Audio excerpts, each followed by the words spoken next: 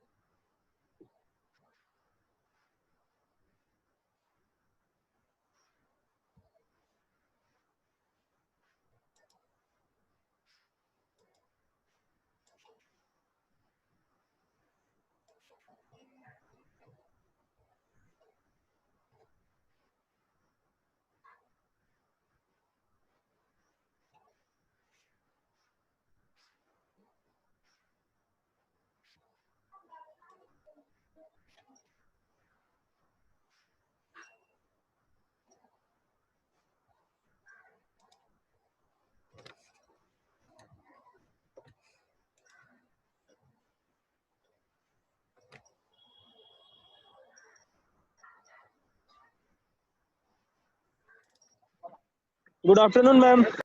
Good afternoon. आवाज येतोय माझा? Good afternoon madam. Okay, good afternoon. येतोय मॅडम, येतोय आवाज तुमचा. Okay.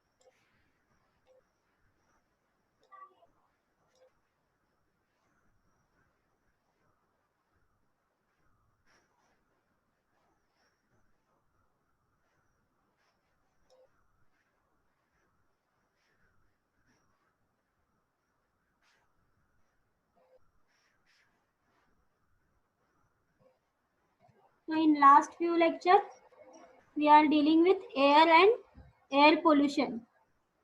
For new batch, you can refer my YouTube videos and I will again teach you after this batch will go.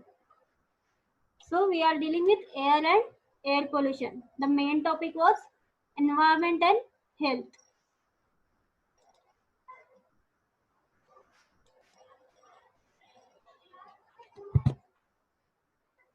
So in environment and health, mainly we have seen in environment, it is the combination of physical, biological and social environment.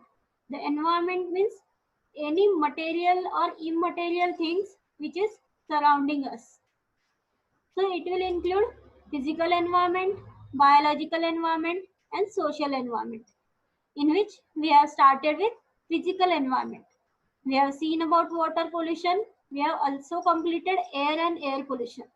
Today I will revise in short and will continue with ventilation.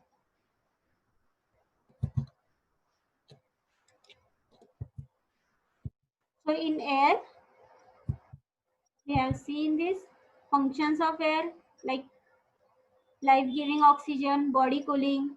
The air transmits the stimuli of smell and hearing. It also transmits the disease positive agents like pollutants or viruses, bacteria. Overall, the human beings needs a continuous supply of 10 to 20 m³ of air per day.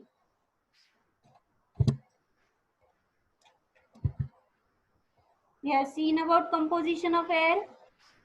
It includes nitrogen 78.1%, oxygen 20.93%, carbon dioxide 0.03%, and some other gases like argon, neon, krypton, xenon, and helium. And some trace amount other gases like water vapors, ammonia, suspended matter such as dust, bacteria, spores, and vegetable debris. It's a diagrammatic presentation. We already seen this, so I'm not going in detail. We have seen the air pollution. We have seen some self-cleansing mechanism of air like by wind, sunlight, rain, and plants.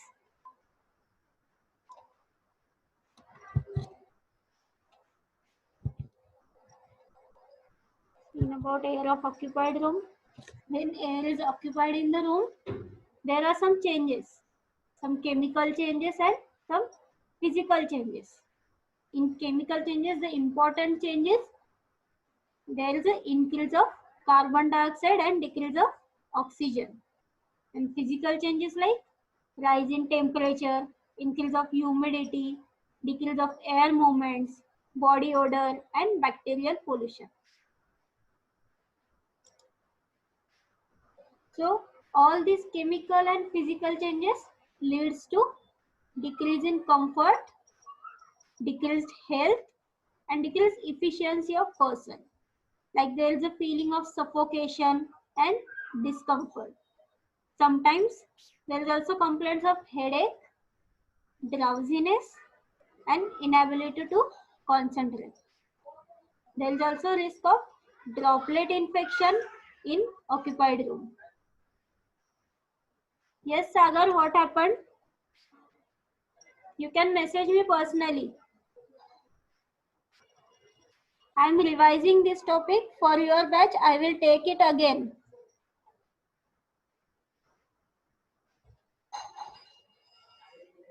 In occupied room, there is a risk of droplet infection. There is a resistance, decreased resistance to the disease.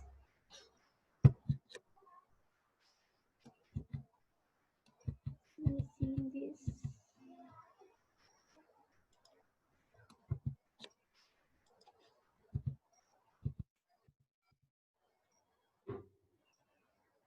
About discomfort, there are some indices of thermal comfort, means the things at which we are comfortable.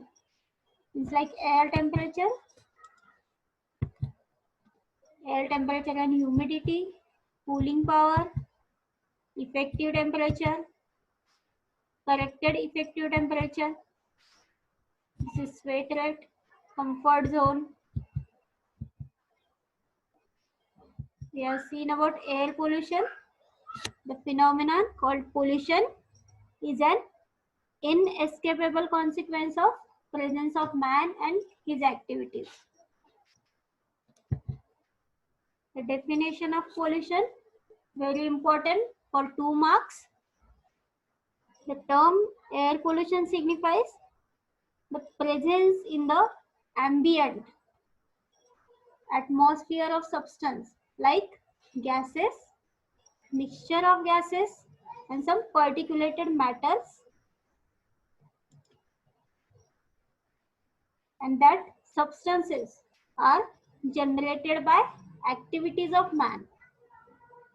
Means the presence of ambient atmosphere of substance, means some gases or some polluting agents which are generated by activities of man in a concentration which interfere with human health, safety, or comfort, or that substances are injurious to vegetation and animals or other environmental media.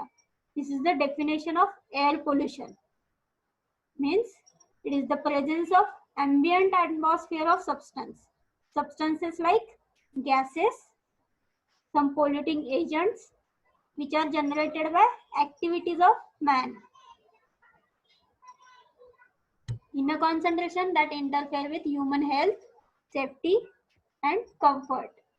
And it also injurious to vegetation and animals, and also environmental media, which results in chemicals which enters into the food chain or in water chain, thereby constituting additional source of human exposure.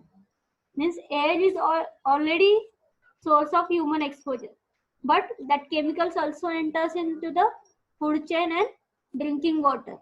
So these are also additional sources of human exposure.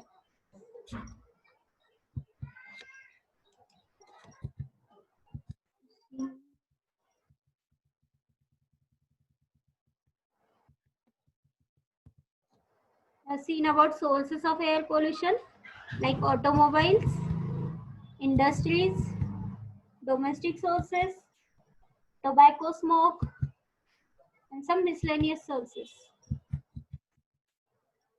And some we have seen in detail about some air pollutants like carbon monoxide, sulfur dioxide, lead, carbon dioxide, hydrocarbons, cadmium, hydrogen sulfide, ozone, oxides of nitrogen, pH, that is polycyclic aromatic hydrocarbons, and some particulate matter. Particulate matter means solid solid substances.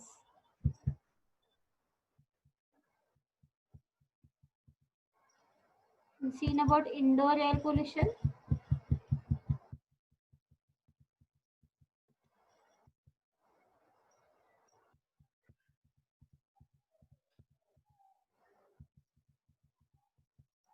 And also we have seen about effects of air pollution. These are mainly two ways: health aspect and social and economic aspect. We have seen in detail about each air pollutant, its adverse effect and its sources. And we have also seen about prevention and control of air pollution. Prevention is by containment, replacement, dilution, by applying some legislative rules, international action and disinfection. So here we have already seen. So today we'll start with ventilation. For new batch, I will again take this topic, but afterwards. If you want to learn in detail, you can, one sec, you can refer my YouTube videos. So today's topic is mainly ventilation. So what is meaning of ventilation actually?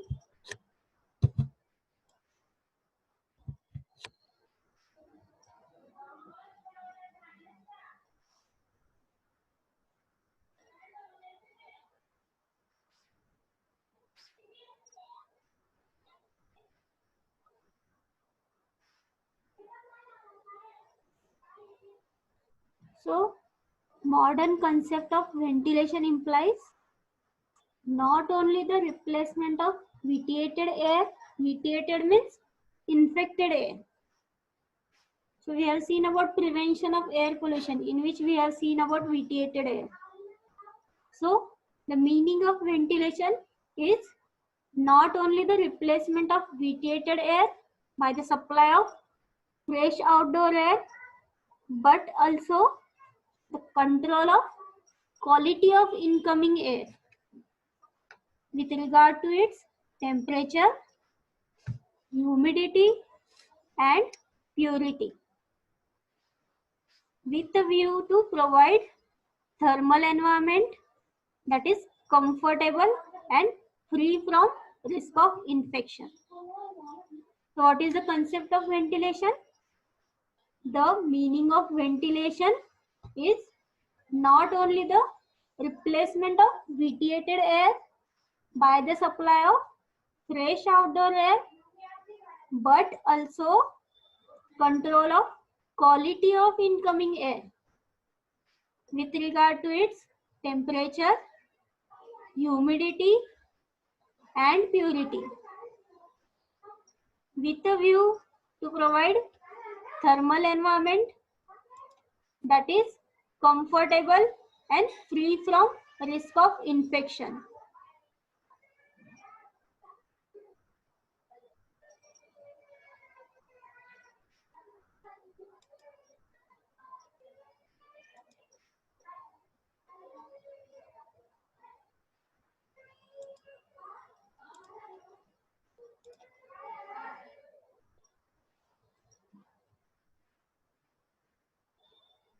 What is the concept of ventilation? It is not only the replacement of vitiated air by the supply of fresh outdoor air, but also the control of quality of incoming air with regard to its temperature, humidity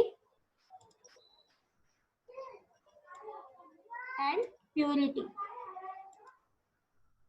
with a view to provide thermal environment which is comfortable and free from risk of infection. Then what are the standards of ventilation?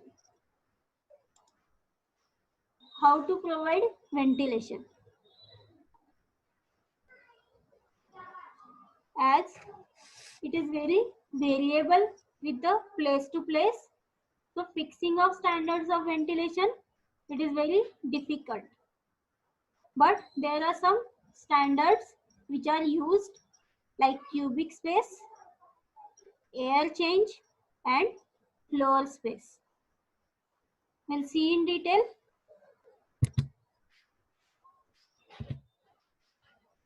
Cubic space. Different workers have advocated standards for the minimal fresh air supply ranging from 300 to 3000 cubic feet per hour per person. So how much cubic space air required for a person? It is approximately 3000 cubic feet per person per hour. This much of air cubic space is required for human. 3000 cubic feet per hour per person. The scientist D. Chaumont, who advocated fresh air supply of 3000 cubic feet per person per hour. So how it is calculated? I will show you how it is calculated. See, it is normally observed that so long as the amount of carbon dioxide due to respiration was not more than 2 parts in 10,000 parts of air. Even the carbon dioxide is 2 parts of 10,000 of air. The air of the room is also fresh. Means for this small quantity of carbon dioxide, the air is not polluted. It is still fresh. So we assume that average person expires 0.6 cubic feet of carbon dioxide per hour.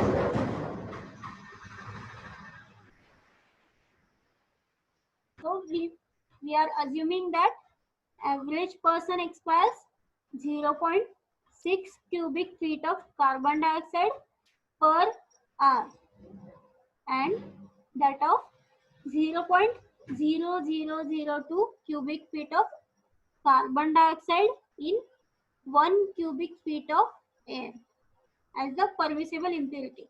What here we have seen, if the 2 parts in the 10,000 parts of air carbon dioxide is present, at that quantity also the room air is fresh. So we have taken that lower limit of carbon dioxide in the room when we call it as a permissible impurity. It is not pure impurity, it is permissible impurity.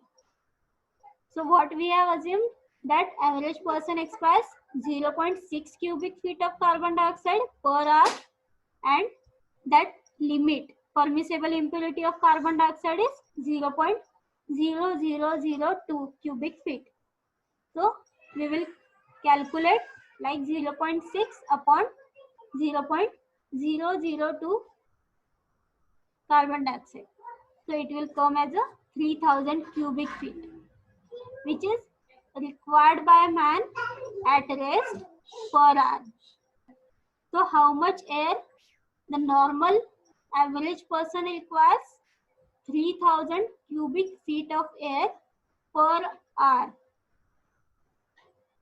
So this is calculation. You just remember how much we will require. It is 3000 cubic feet per hour by per person. So second standard is air change. So it is now established that carbon dioxide theory is not so correct, because even if carbon dioxide content of air is raised to over 5% and oxygen content is reduced to 18%, there were no deleterious effect, because if the cooling power of the air is satisfactory, there is no deleterious effect. So what they said, more than carbon dioxide theory, the air change theory is more important.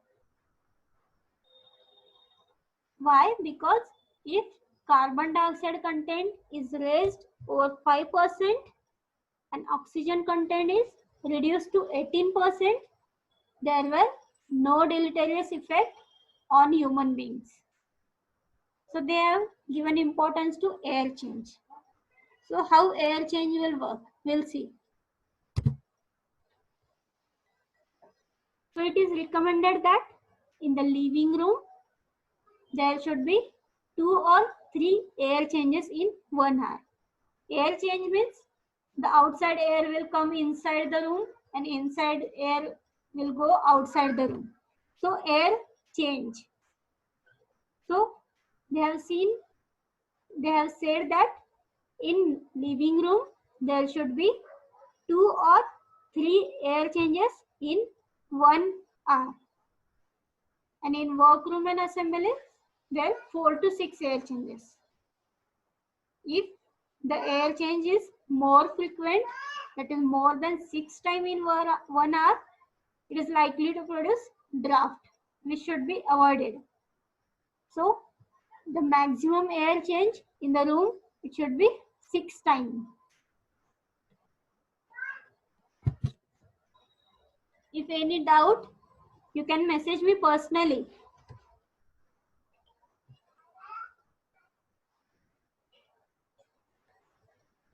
So based on this concept, it is considered that space of 1000 to 1200 cubic feet per person is quite sufficient. So what carbon dioxide theory is saying? That 3000 cubic feet is required. But when they have studied about air changes, they said that 1000 to 1200 cubic feet is sufficient. So the number of air changes per hour is calculated. How it is calculated? That is dividing total hourly air supply to the room by the cubic capacity of the room.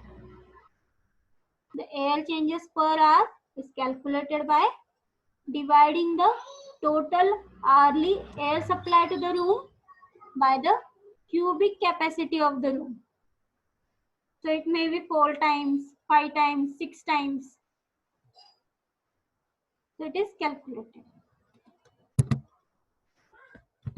So after air change, they have said that floor space is also important. It is also standard. So floor space per person is more important than cubic space. So they have said height in excess of 10 to 12 feet are ineffective.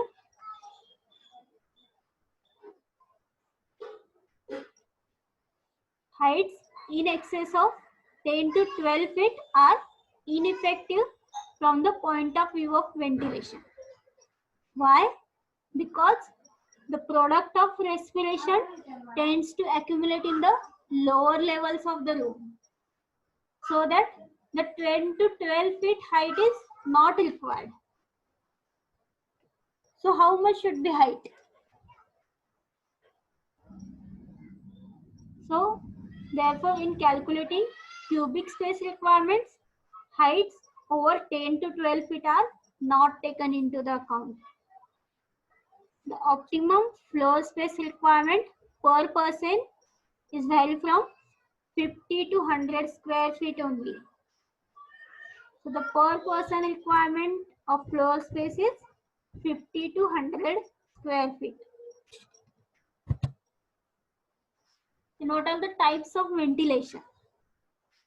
There are mainly 2 types: natural ventilation and mechanical ventilation. Obviously, natural means related to nature. Natural ventilation, it is the simplest system of ventilating small dwellings, schools and offices. So in this method, reliance is placed on certain forces which operates in the nature, like the wind, diffusion and inequality of temperature. What are the natural ventilation processes? All the forces in which we rely, like wind, diffusion, and inequality of temperature. So first, wind. The wind is an active force of ventilation. When it blows through a room, it is called as perflation.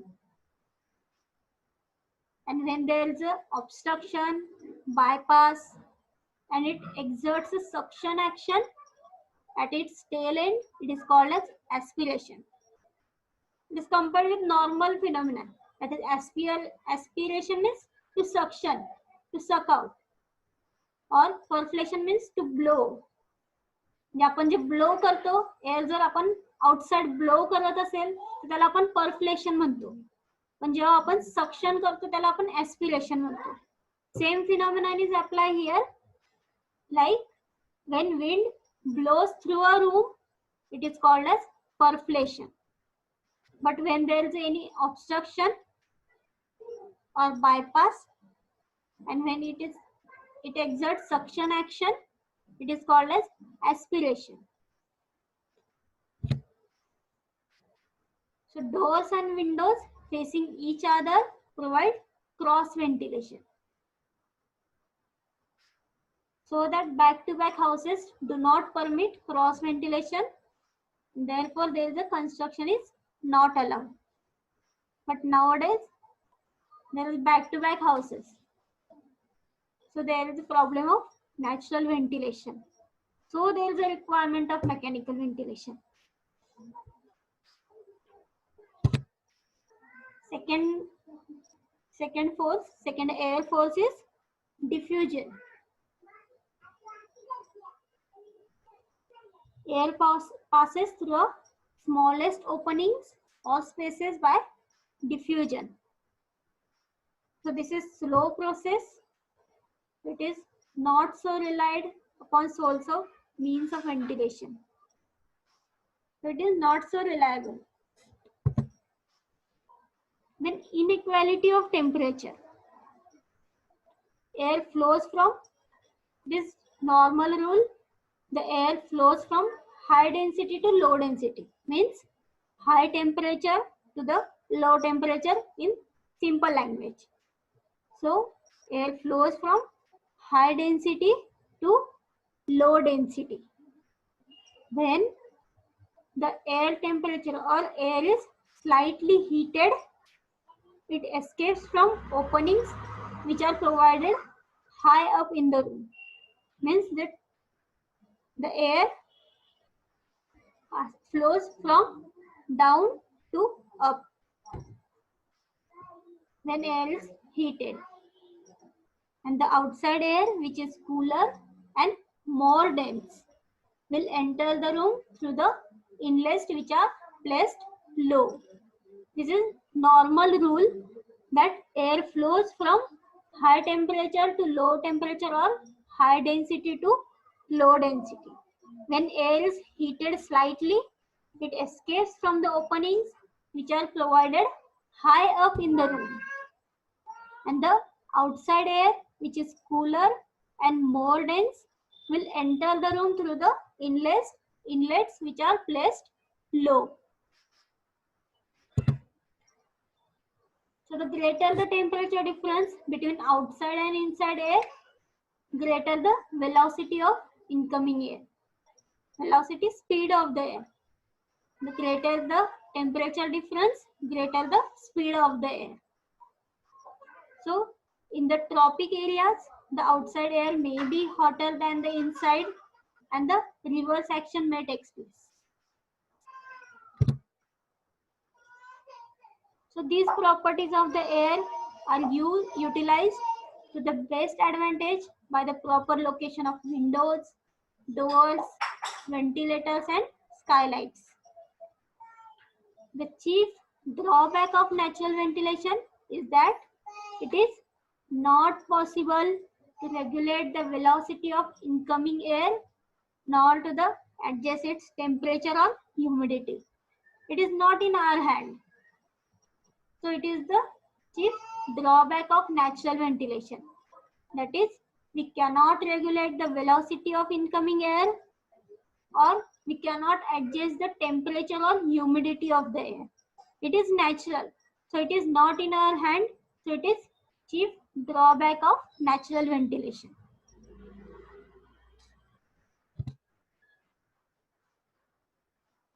Second method or second type of ventilation is mechanical ventilation.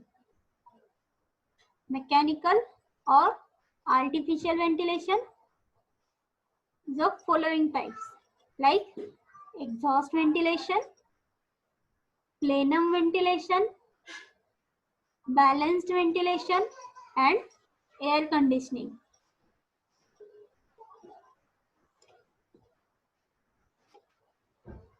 What are the mechanical ventilations? Exhaust ventilation, plenum ventilation, balanced ventilation, and air conditioning.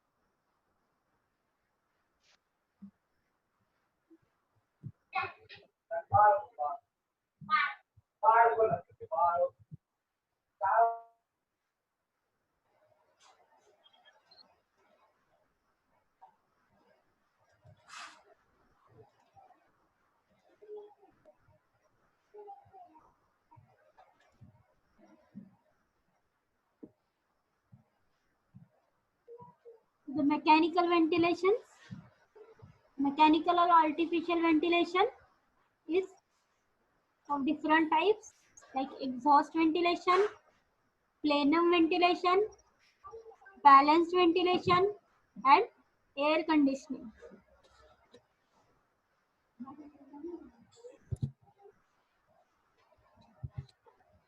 What is exhaust ventilation? They like exhaust fan, exhaust fans.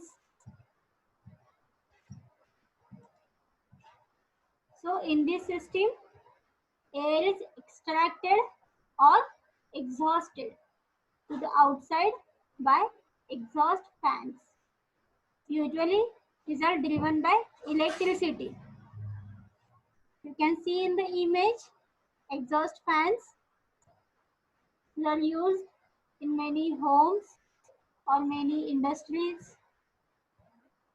So as the air is exhausted, a vacuum is created, which induces fresh air to enter into the room through the windows, doors, or other inlets.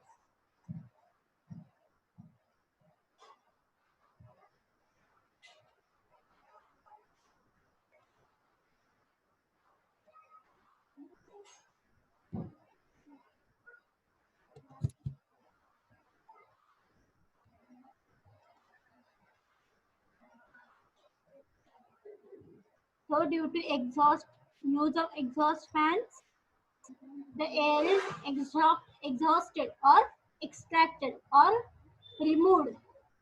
As air is removed from the room, there is a creation of vacuum,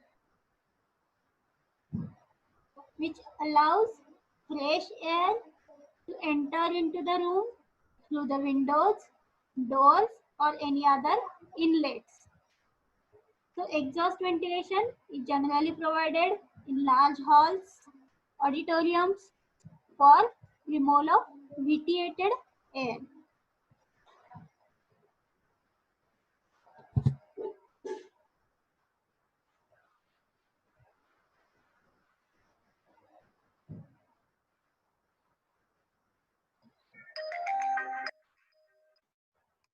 Second type is the exhaust fans are housed in the apertures in the external walls high up. The exhaust fans are housed in apertures in the external walls high up near the roof, which facilitate removal of upper layers of heated light air. We have seen about density of air, that air flows from high density to low density. So heated air goes up and which is removed. So these exhaust fans are fitted at the roof of the room. The ventilation may be regulated by adjusting the speed of fans. The local exhaust ventilation is widely used in the industries to remove dust, fumes, and other concentrated contaminants at their sources. So exhaust ventilation is also used for removing dust, fumes, and some concentrated contaminants. So by use of exhaust fans, we can prevent or we can remove the indoor air pollution.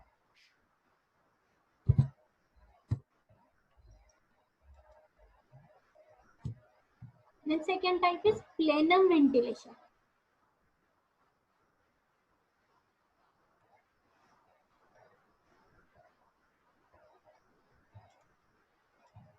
Plenum ventilation, in this system, fresh air is blown into the room via centrifugal fans so as to create positive pressure and displace the vitiated air. So in exhaust fan, what we have seen, the air is extracted from the room or removed.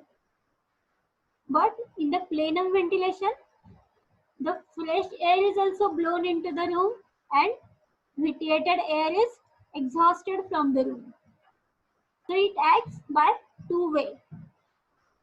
That fresh air is blown into the room by its centrifugal fan. You can see in the image plenum ventilators. So the fresh air is blown into the room by centrifugal fans and the vitiated air or infected or polluted air is extracted from the room. The plenum or propulsion system. It is also called as propulsion system. It is used for supplying air to the air-conditioned buildings and factories. Air is delivered through the ducts at desired points. But this system is of limited utility. Mainly the air is supplied through the pipes.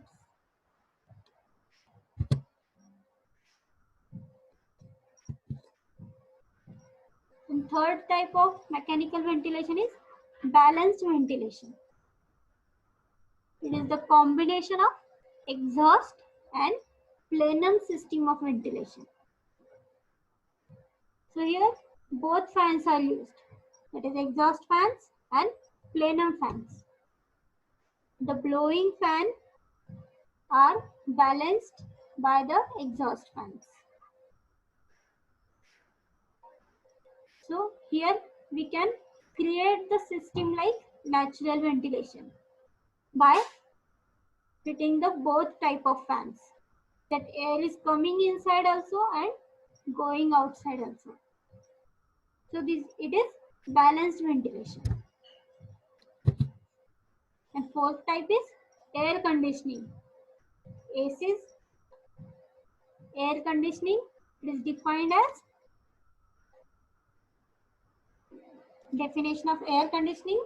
Air conditioning is defined as simultaneous control of all or at least first three of those factors which are affecting both physical and chemical conditions of atmosphere within any confined space or room. What are factors? Those first three factors, it is temperature, humidity, or movement of the air. So air conditioning is defined as It is the simultaneous control of all or the physical factors and chemical factors which affects the air within the room or within the confined space. These factors includes temperature, humidity, air movement, distribution of air, dust, bacteria, odors, and toxic gases, and most of which affect greater or lesser degree to the human health and comfort. So in first three systems, what we are seeing, only air is either exhausted or blown to the room. But in air conditioning, it removes the vitiated air, but it also controls the physical and chemical factors of the air, like temperature of the air, humidity, air movement, distribution, dust, bacteria, odors, and any toxic gases, which affects the human health. So nowadays, air conditioners are mainly used.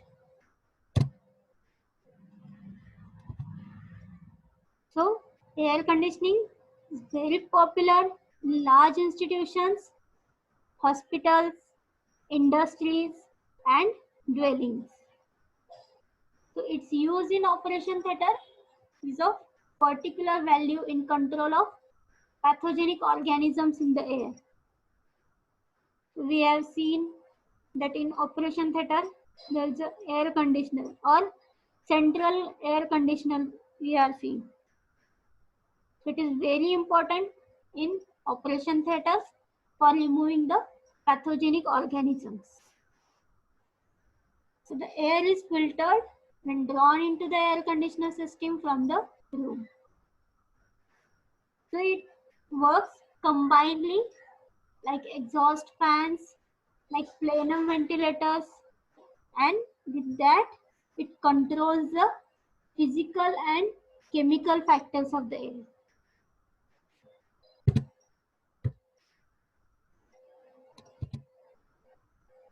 Excess humidity is removed and air is circulated back into the room after heating or cooling it to bring room temperature to required comfort zone.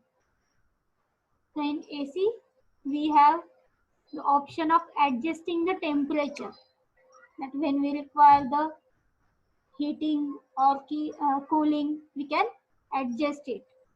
So it removes excess humidity and it also circulates air by heating or cooling, which is required for our comfort zone.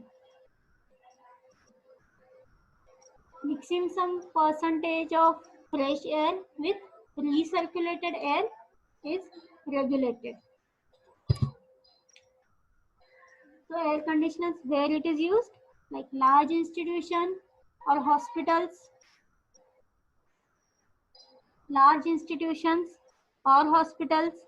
often install the central air conditioner system for entire building instead of installing equipment for individual room, where the temperature difference is large between outside atmosphere and air conditioned room. Transition room is sometimes provided, which maintains temperature in between the two, that is outside atmosphere and air conditioned room, so as to prevent sudden exposure to high or low temperature.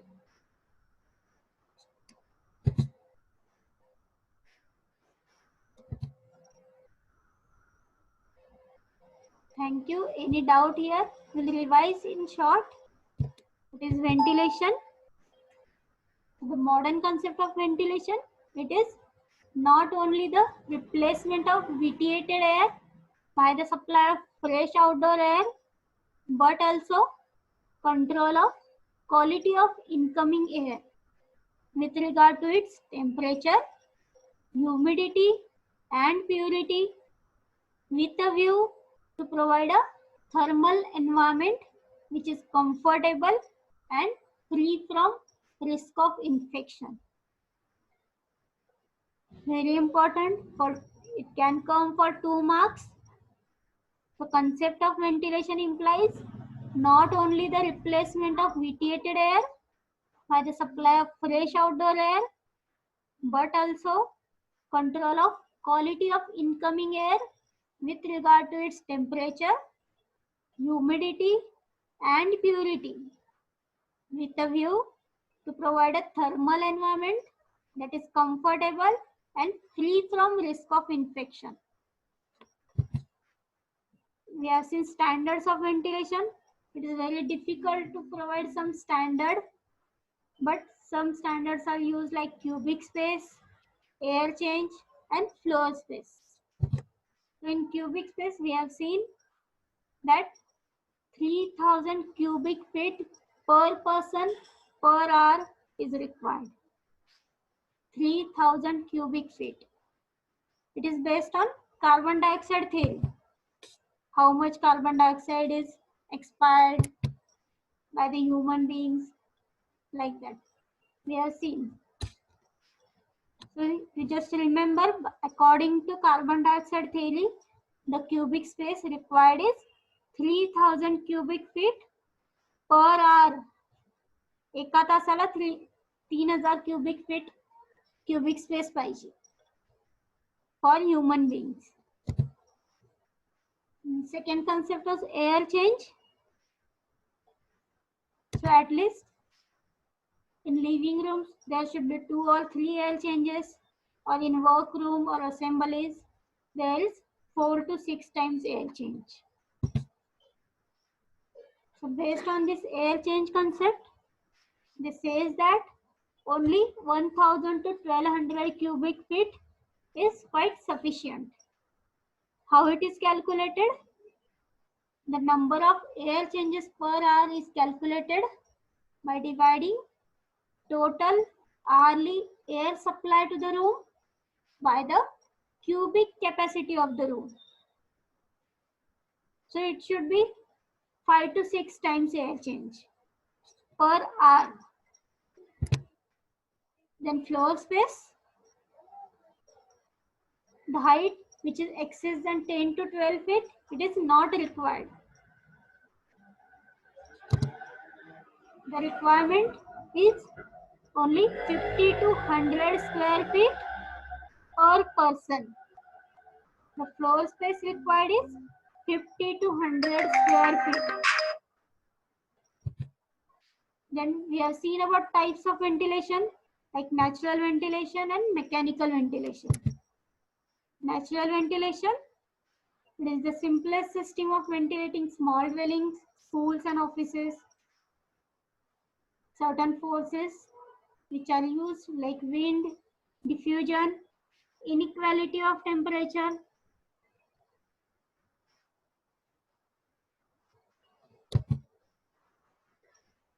As we have seen, wind is very active force of ventilation. When it blows through the room, it is called as percolation. And when it is obstructed or bypassed or suction action is created, it is called as aspiration.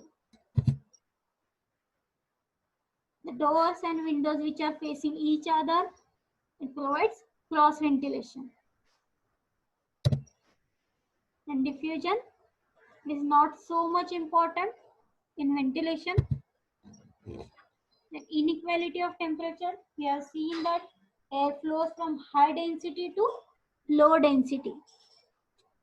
It rises when slightly heated and escapes from the openings which are provided high up in the room.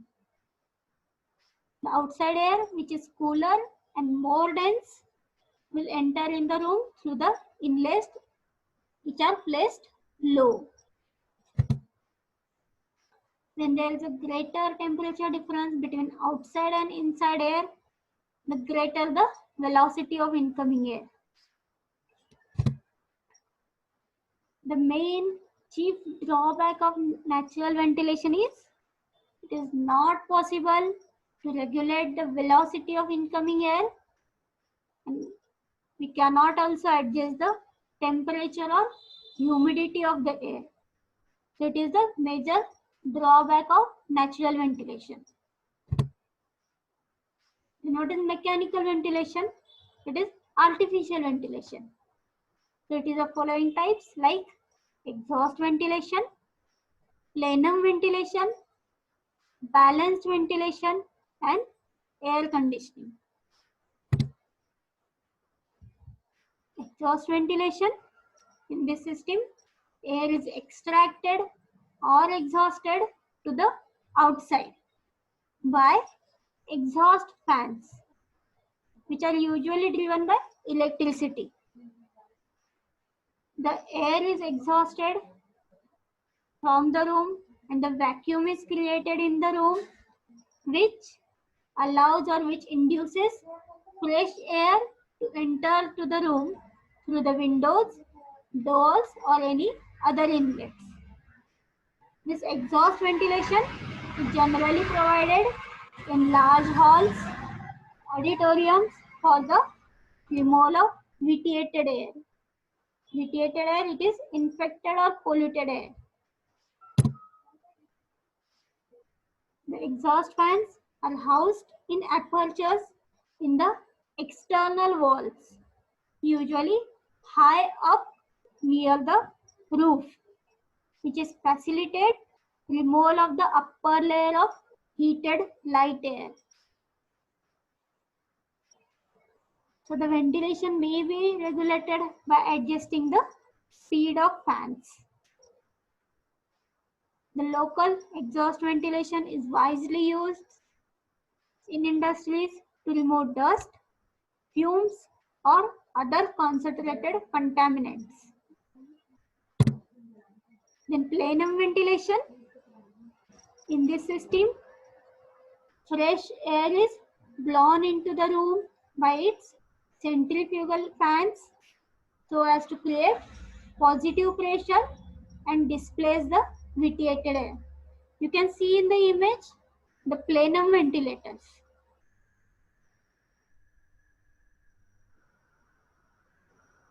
Plenum or propulsion system is used for supplying air to the air conditioning buildings and factories. This air is delivered through ducts at the desired points, but it is of limited utility. Then balanced ventilation, so it is the combination of exhaust and plenum system of ventilation. Here, the blowing fans means plenum ventilators must balance the exhaust fans. When this system is employed, the natural system of ventilation is entirely dispensed.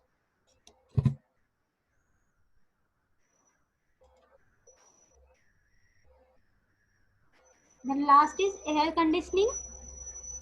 The air conditioning is defined as the simultaneous control of all or at least first three factors which affects physical and chemical condition of atmosphere within any confined space or room. So it works as an exhaust and plenum ventilator, but with that it controls the factors which affects physical and chemical condition of atmosphere.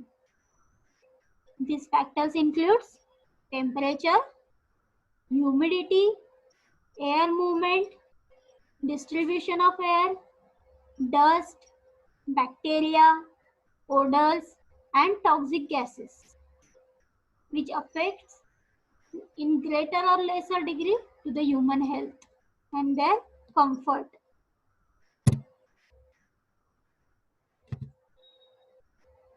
Air conditioning is popular in large institutions, hospitals, industries, and dwellings. Its use in operation theatre is of particular value as it controls the pathogenic organisms in the air. The air is filtered when drawn into the air conditioner system from the room. Excess humidity is removed and air is circulated back into the room after heating or cooling it to bring out room temperature to the required comfort zone. The large institutions or hospitals often install central air conditioning system for entire buildings. When the temperature difference, when there is a central air conditioner and when there is a temperature difference very large between outside atmosphere and air conditioned room, there is transition room is sometimes provided. Why? It will maintain temperature in between the outside atmosphere and air conditioned room so as to prevent sudden exposure to high or low temperature. So thank you. Till here, if any doubt, you can message me or call me personally. Thank you.